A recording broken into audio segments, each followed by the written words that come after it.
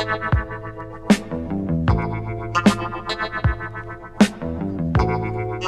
is up, guys? Welcome to another episode of Maximilian Must Know. This is another sample shopping episode where we go through some samples of fragrances and I decide whether I'm going to keep sampling the fragrance, buy a bottle, and just pass on it.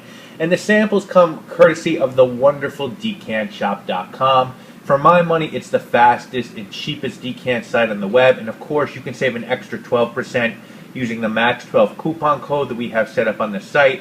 Great mix of discontinued, vintage, designer, and niche scents.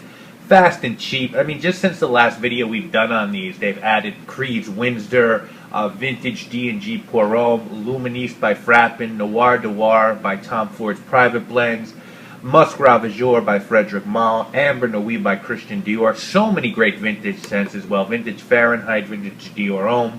So, definitely check out decantshop.com. And this week, I picked out the fragrances. So we're going to look at 3 scents this week and 4 scents next week. Let's get right into it. The first scent we're going to be looking at this week is, let's see if I can get it to focus, hopefully, if not. Yes, this is Amouage's Lyric Man.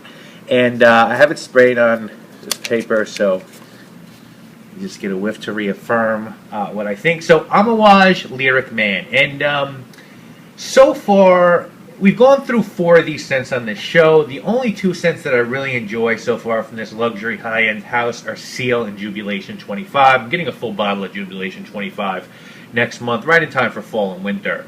But I've yet to smell Silver, Gold, Fate, Interlude, Reflection, or Beloved Man. Next month, Adriana from Decant Shop is sending me a small sample of one of their tar oils, which I'm really excited about. But today it's Lyric Man. This is listed as an Oriental spicy fragrance, and it was released in 2008. You can get it in a 50 ml for $255 and 100 ml for $300. Notes here are going to be bergamot, lime, rose, angelica, orange blossom, galbanum, ginger, nutmeg, saffron, pine, sandalwood, vanilla, musk, and frankincense. And I gotta tell you, I think maybe I should stop with the Amouage scents because I found them to be just so underwhelming. I know this one's really liked on YouTube. Redolescence did a great video on this. And there's a lot of good things written about this on Fragrantica. But I think this is just a really muted rose. It's also a really clean rose. Definitely pick up a little bit of lime and vanilla and nutmeg, but there's nothing in this fragrance for me that would command a $200 plus price tag in my eyes. Maybe it's just my skin, but with the exception of Jubilation 25 and Seal, I found Amouages to be bland and muted, which surprises me when you see all the notes listed. You'd think there's so much going on, but this one just doesn't work out for me. I will say that it is a very authentic rose. Too often I find that perfumers and houses want to gussy up rose and make it too sweet or too spicy and weird. I'm looking at Eula Labo. And something that it's not. And this one is dead on to what an actual rose smells like, with the stalk, the green nature of the plant part of the rose. It's also got Amouage longevity, so it's going to last you a good long while. So I guess I do want to keep smelling the Amouages because there's undeniable quality here. Even if the scent isn't for me, I can't deny the quality. But for the price, I think I'd have to pass on this. I've yet to find a masculine rose-based fragrance that I really enjoy. I want to get my hand on the different companies' Rose Pauvre, which Jean-Claude Elena made. And I heard it takes over 100 pounds of roses to produce a bottle of that. So I'm definitely on the lookout for that scent. But this one, I think, for me, is a pass. Next up is a fragrance that I've been really wanting to try forever. Let's see if we can get it to focus on this. Yeah, this is Frederick Malle's Carnal Flower. And this is one of their most expensive scents. 50 ml of this is $240. 100 ml is $350, so very high end. And this is mainly looked at as a woman's scent. It's a tuberose fragrance that Dominique Roupion, who was just a master perfumer, took over 2 years to get this scent right. And it contains the highest concentration of tuberose of any fragrance on the market right now. And that probably accounts for that price tag. And of course, tuberose is an extremely prized and fragrant flower that has this beautiful creamy quality. And up until this scent came out, most tuberose scents copied Fracas, which is an old-fashioned tuberose scent from the 1940s. So the muse for this scent for Frederick Malle was Candice Bergen, who was actually his aunt. And she starred in a movie called Carnal Knowledge with Jack Nicholson in 1971. So that's sort of where the name came from. Notes here are going to be bergamot, melon, and eucalyptus at the top. Ling Lang, Jasmine, Tuberose, and Salucites in the mid, and the base is Coconut, Musk, Tuberose Absolute, and Orange Blossom Absolute. And I can tell you, I had really high expectations with this scent. A lot of celebrities list this as their signature scent, Mila Kunis included.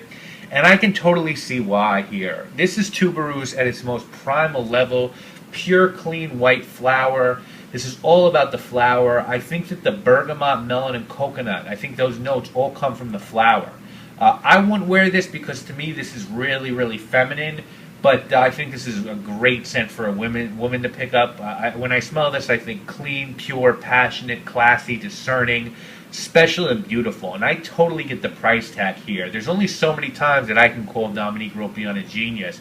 But between this and Geranium Pour Monsieur and Vetiver Extraordinaire, that's what I think he is. And I think Frederick Malle has really gotten the best out of this perfume. I'm anxious to smell the new scents that he's working on for Burberry, Brit Rhythm, and the one that I think just came out in Europe for Paco Rabanne, Invictus. I would recommend everyone who loves fragrances to try this so they can see what's possible with fragrances. And if I was a woman, I would definitely have this in my collection. I think it's, again, one of the best scents that I've ever smelled in my life, flower-wise, floral. It's a masterpiece. Now, finally for today, we have a scent. Let's get you focused. This is a Serge Luten scent. Maybe we're not going to focus. Yes, we are. And this is the Muscs Koublai. Now, I've heard a lot of things about this scent. Serge Luten is a house that I really don't talk about enough on here, and I think I need to explore it further. I have one of their scents, Fian Agui, and I'm looking to add some more soon. You know, certainly Churgi and a few others. One size on this one, 100 ml for $110 to $140, depending where you pick it up. And the reason that I heard a lot about this scent is because a lot of people say that this has some serious animalic notes to it. Some people are reminded of urine, body odor, sweat, fecal matter. The fragrance was released in 1998. The nose here is Christopher Sheldrake, who I believe is the in-house nose for Lutens. Notes here are going to be civet, castronium, Cistus labdanum, ambergris, Moroccan rose, cumin, ambrit root, patchouli, and costus root. So a lot of heavy hitters here. And man, when I smell this, I mean, whoa. I mean, this is some potent shit. There's no other way to say it. This fragrance is hardcore. I like this, but I won't wear it. And I really do like it, but I don't have the balls to pull this off. Maybe if I was going to conquer a small Mongol nation, I might put this on before that. But other than that, it's just a musk that's too animalic for me. I definitely get the body odor and a hint of urine. Thankfully, nothing fecal because I really can't deal with that in a fragrance. But this is just some serious cologne. I wear fragrances because I want to smell good and I want people to think that I smell good. Occasionally, I'll disagree with people and still wear something that I think smells good that they may not. But I'm not willing to go too far with that. I'm not trying to be walking art or make a statement with a fragrance. And I don't know how you can pull this off or who pulls this off. Maybe Charles Manson or Jack Torrance. I mean, this is an interesting smell, just not one that I would wear. You know, I smelled it, that's cool. Now I think I'm done with it.